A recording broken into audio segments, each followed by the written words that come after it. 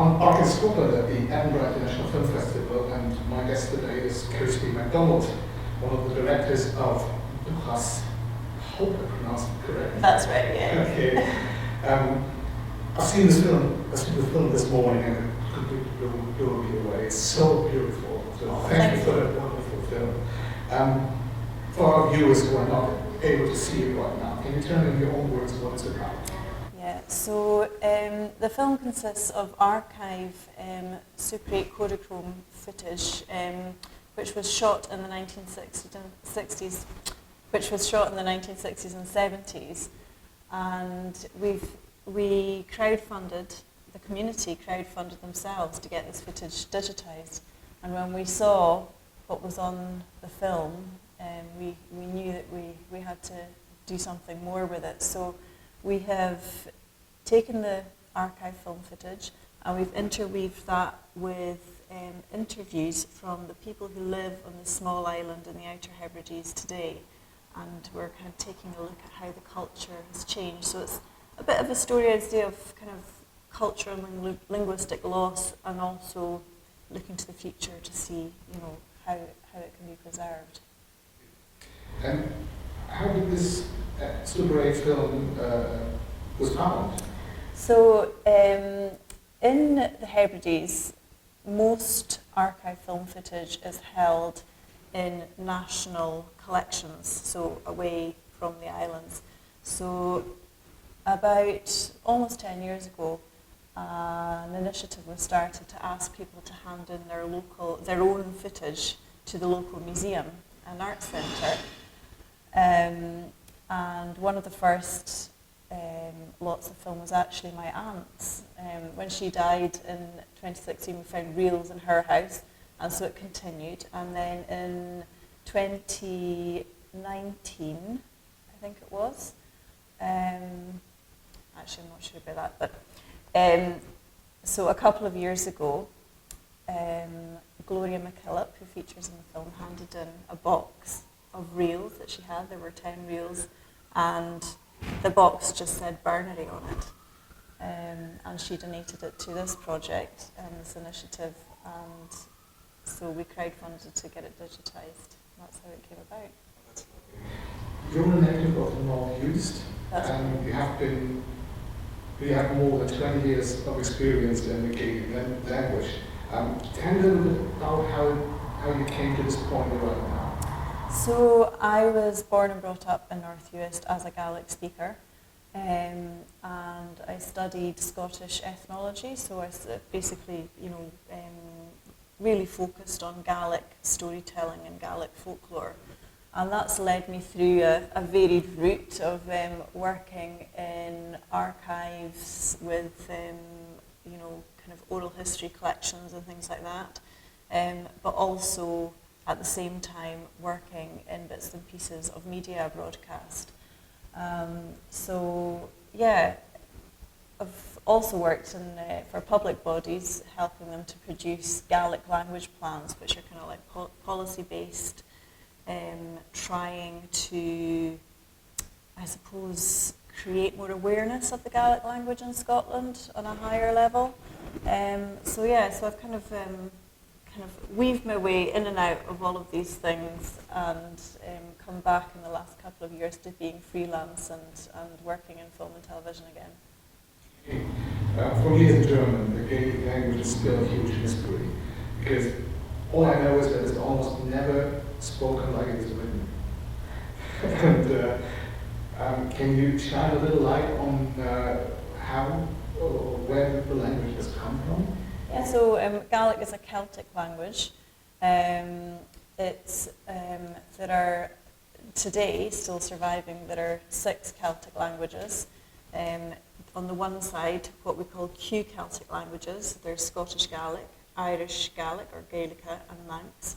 And on the other side, sort of distant relations, are the P Celtic languages, which are Welsh and Breton from Brittany and France, and Cornish.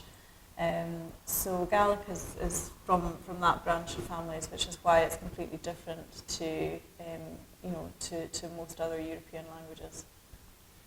In the film, it is said that there are more than 20 words for rain. Can you name them all? Probably not on the spot, no.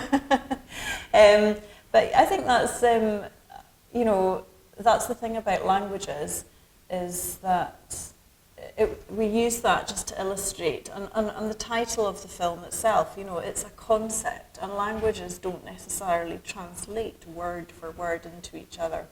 They reflect the culture that they're born from. And so, for one of the words that we have relating to rain is, there's a word called turuch, and that just means sort of a bit between the rain. So when the rain stops and when it begins again. So we even have a word for that.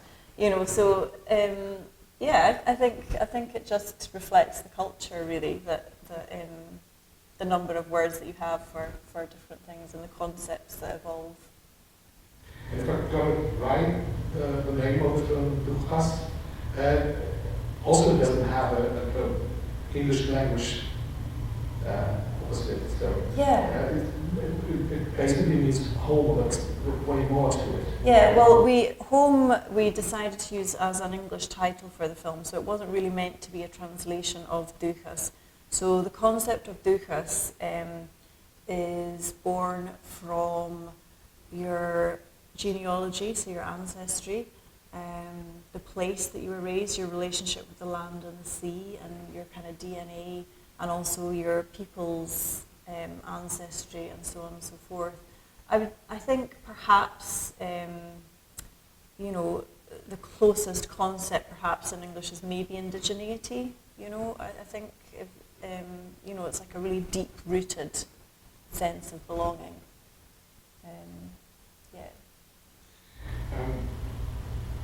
It's good to see in the film that there are even younger people speaking Gaelic.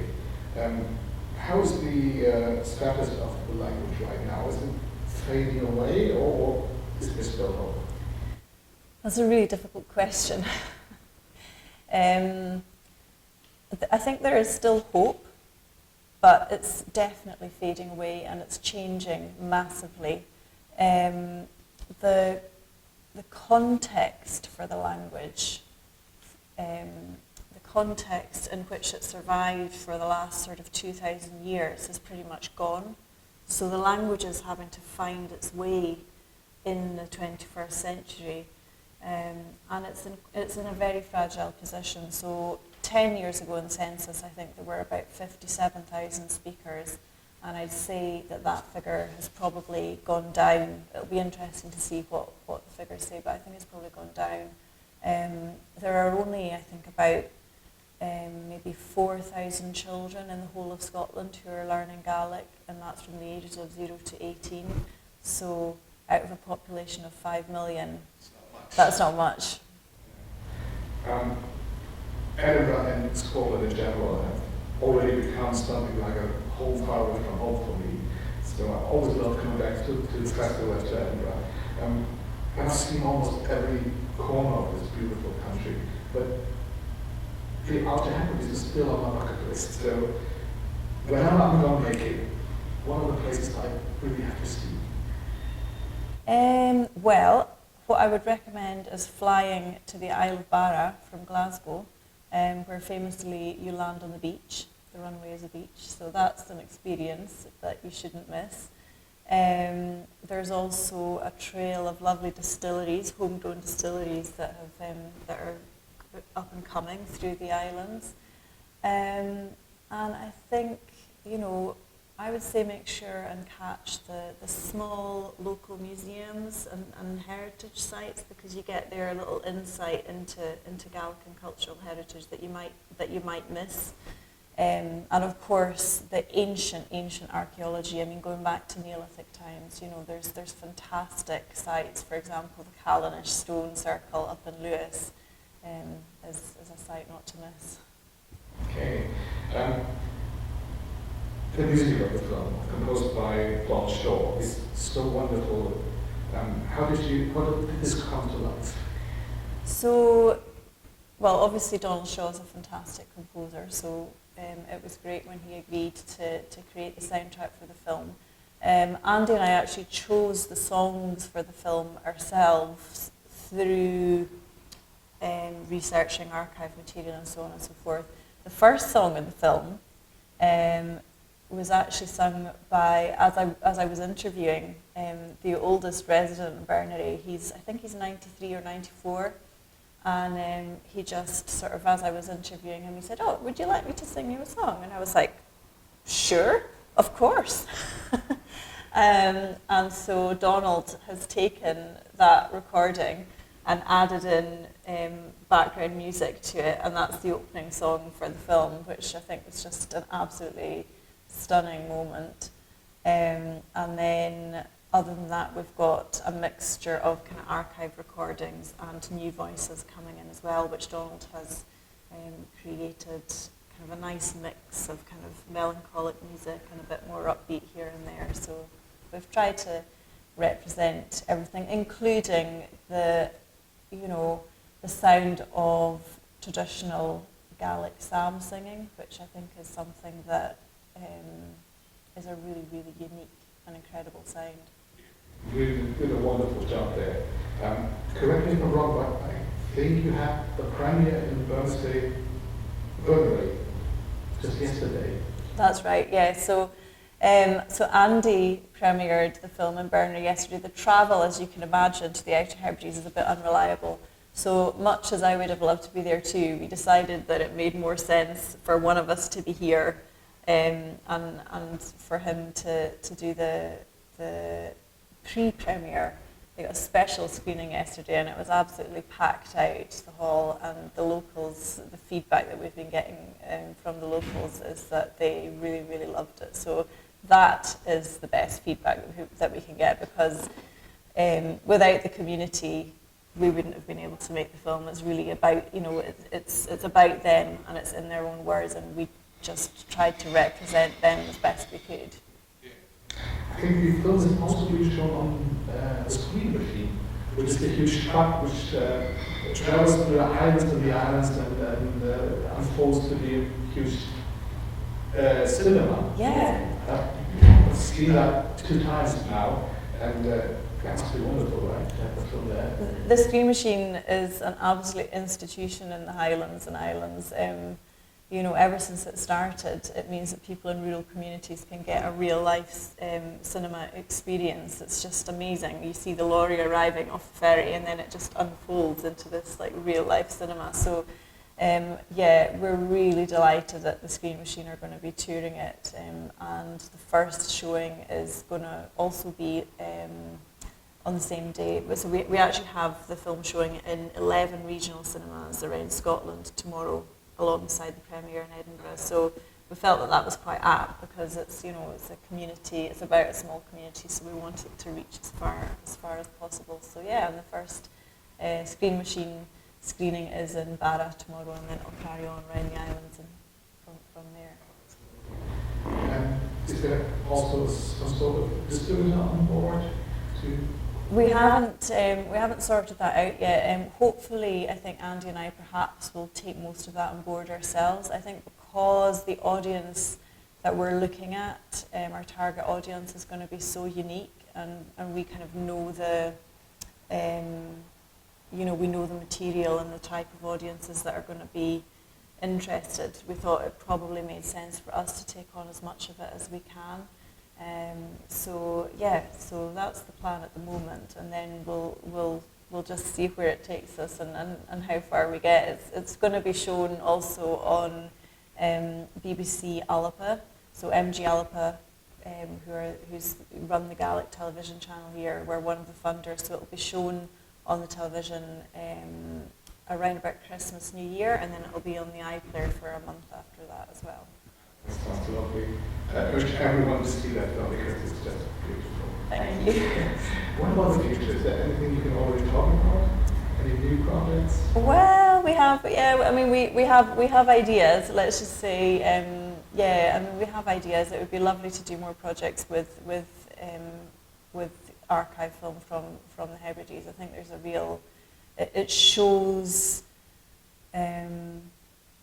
I think using archive film really helps people to understand more about the culture and the way of life in the Hebrides, seeing it on screen brings it to life, telling people what it was like.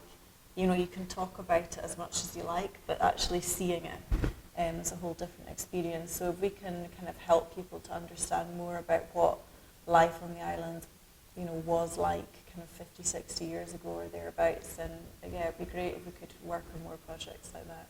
That's lovely. I only know a few words in Gaelic, and one of those, of course, that's Cràdh.